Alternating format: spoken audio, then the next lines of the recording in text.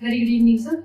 Sir, would you please briefly explain us what your organization is all about or the company is all about?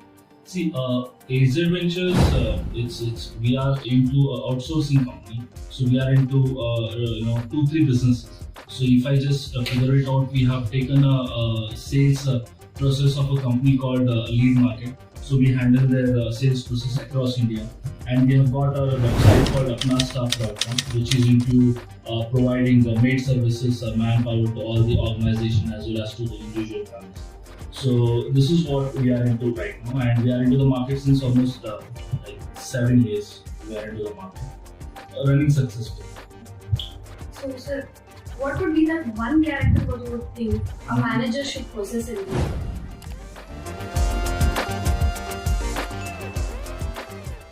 Being a manager, it's an art. So how do you deal with the people? So if you can just ask me one character, there are many characters involved in a manager.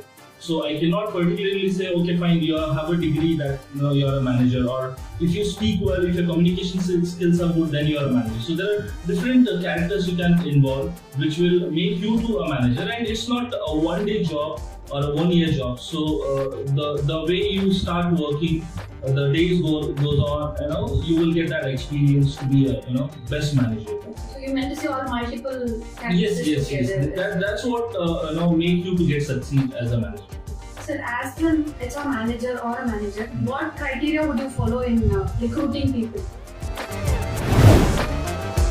See, while recruitment, first we check, do they have a requirement of job? It's very rare that we hire people who are just coming for the sake of money or just coming for the pocket money kind of thing.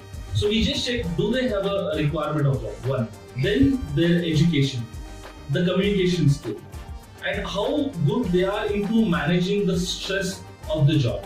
See, if you are a manager or an office boy in a company, you will have the task to do. Even an office boy has a task, he has to open an office on time, and he has to close it on time, everything. So in the same way, if I'm hiring an executive also, a team leader, a manager, so we look out like first education, then their experience, do they really have a need of job, and then what can we give him and he can give us back in next 5 years. If I'm giving him a job today, I always think here, what's his plan? We definitely ask him, sir, so what's your plan, boss? So after 2 years, where do you want to be? So based on that, we hire. So according to you, what is the biggest problem, biggest challenge that you face in the manager position? See, the manager position, you are a bridge. You are a bridge between the company and your team. So the first challenge you face is performance. So you have to ensure that your team performs, right? And you have to ensure that they should not leave the job. So to make them work, you have to give them a bit pressure. You have to ask them to complete the task in time. At the same time, you have to report to your boss or your company.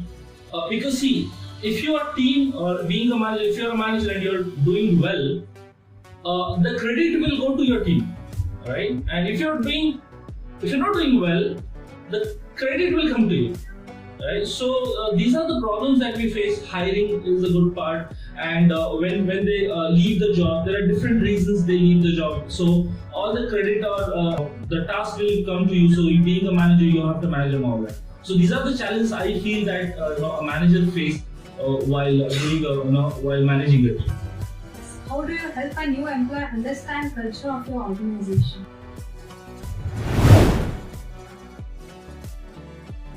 See, first, when we hire an employee, it's like we are getting a baby to our home, right? So we have to ensure that he is very much comfortable in our family. Right? So when you go to a relative home, so there are some relatives where you feel very good going, and there are some relatives you don't feel good to go.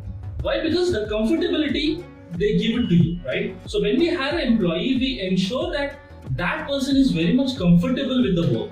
Because when we hire an employee and when we say them, boss, by 6, this is the task you have to complete, next day he will not report to the work, correct? So what we have to do, we have to ensure that is he trained properly? Then after training, in the training, we ensure that our office culture is being given to him. So what our office is all about. Then he starts working. It takes at least 3 months to an employee to understand how do we work. What is the nature of our company? What is the nature of the boss? What is the nature of a team leader? How does HR reacts to her questions and all?